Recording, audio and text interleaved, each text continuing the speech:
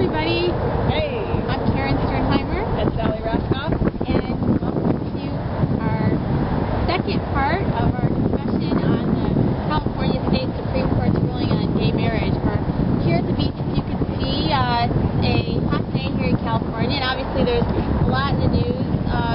We talked about the reason that social change happens and social movements occur, and one of the things that also is a big part of social movements are movements that spring up in resistance to social change, and that's what we're going to be talking about for a few minutes here today.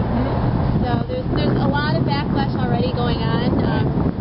There's enough signatures gathered so far, evidently, to put an initiative on the ballot for November, a few months from now, to take the ban or reinstate. I haven't seen the language of the thing yet. Yeah. In essence, to say we shouldn't have gay marriage. So, if you look historically in every society that's ever changed anything, which is any society for the most part in some way, for every change there is An equal and opposite reaction. There you go. Yeah. Law of physics, I guess. Yeah, if you think about one huge movement that sprung up from social change, changes in contraception and sexuality, is the anti-abortion movement, Right. which couldn't exist without this way. So with social change always comes groups that will come together in hopes of reversing The change the that has trend. happened.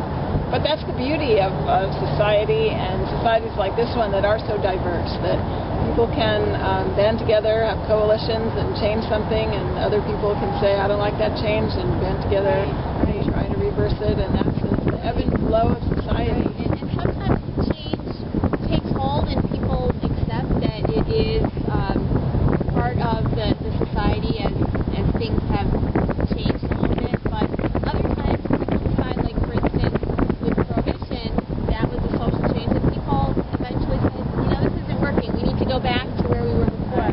Otherwise, sometimes movements kind of shift and recognize, okay, maybe we're not going to completely achieve our initial goals, but maybe we can tweak the change in such a way that is less of a concern. And don't forget those latent functions, that every time we do make a change, sometimes there are unintended consequences. Absolutely.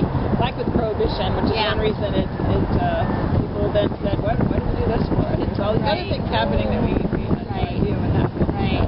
Right. I'm not saying that will happen in this case, but it's interesting to look at different changes and see how, if we think we want to solve this problem and make a change in the law that way, it may or may not work in that intended way. Yeah, absolutely. Okay. Well, that's all for now. Tell us what you think, and we'll talk